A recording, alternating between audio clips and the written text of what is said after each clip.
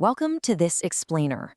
Right, let's just jump straight into it. Today, we're exploring how a 21-year-old underdog completely defied the odds and captured an impenetrable 800-year-old city using absolute, sheer tactical innovation.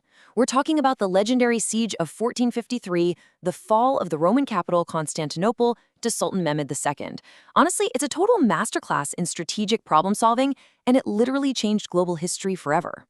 Either I will conquer Constantinople or Constantinople will conquer me. Just listen to that absolute high-stakes determination. This is coming from a young sultan who was pretty much underestimated by everybody. And this wasn't just some dramatic speech, It was a mandate. Mehmet had actually inherited this dream from his father, who died brokenhearted after failing to take the exact same city.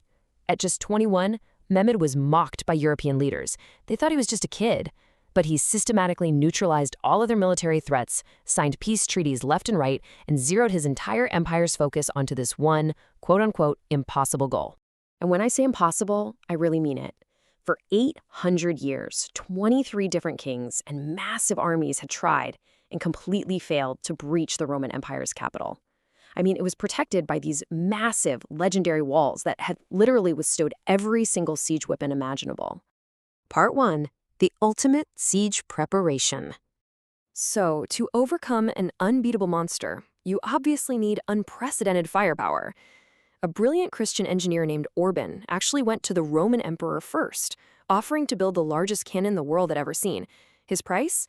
10,000 ducats. That was a massive fortune back then. But, well, the Roman emperor was effectively broke and just couldn't afford it. So Orban took his designs straight to the 21-year-old Mehmed. And when Orban warned him that the Roman emperor couldn't foot the bill, Mehmed basically just smiled. He handed the guy a blank check. He gave him literally whatever he needed to build this superweapon, with just one catch: it had to be ready in 3 months. The result of that blank check was absolutely staggering. Orban constructed what became known as the Basilica. We're talking about a massive cannon measuring 8 meters long. That's roughly the size of a 3-story building. They literally had to build custom roads and reinforce bridges just to transport the thing from the Ottoman capital to the front lines. To really put that into perspective, think about the scale here. This monster fired 600-kilogram cannonballs. That is the size of a small car, and they were designed to completely obliterate 1,000-year-old walls. It took 60 bulls and 400 men just to pull it into position, and when it finally fired, wow. The shockwave alone was so powerful it could actually break the bones of anyone standing too close. Which brings us to part 2, 4 failed tactical approaches. Because as it turns out, relying on one superweapon is rarely enough. Mehmed systematically attempted 4 completely different strategic routes to penetrate the city. He threw everything at it. He attacked from the water, from the land, from beneath the earth, and through the air. So let's break down exactly what went wrong with each of these approaches. Honestly, each one ended in catastrophic failure. First up, the sea attempt. Mehmed's 200 ships were completely stonewalled by a massive 30-ton iron chain stretched right across the Golden Horn, protecting the city's vulnerable harbor. Okay, so next, the land assault. Despite sending endless waves of Ottoman soldiers, the relentless Roman defense, led by a brilliant mercenary general named Giustiniani, held strong and caused devastating casualties. Third, the underground tunnels. Ottoman soldiers tried digging beneath the massive walls, but the Romans intercepted them, actually pouring burning oil down the shafts and turning the tunnels into literal fire traps. And finally, that massive cannon itself. The basilica could only fire once every 3 hours, which meant the Roman defenders could easily just patch up the walls between shots. Out of pure desperation, Mehmed ordered it to fire faster. The result? The massive steel overheated, cracked, and eventually exploded, tragically killing its creator, Orban. So with all 4 strategies utterly crushed, things were looking incredibly grim. Morale in Mehmed's camp completely collapsed. To make matters worse, the Pope's massive backup army was marching from Europe to relieve the city. Time was running out, and it really seemed like all was lost. Even his own Grand Vizier, Halil Pasha, was begging him to retreat, totally convinced the young sultan was going to fail just like all the generations before him. All right, on to part 3, the unthinkable pivot, ships over mountains.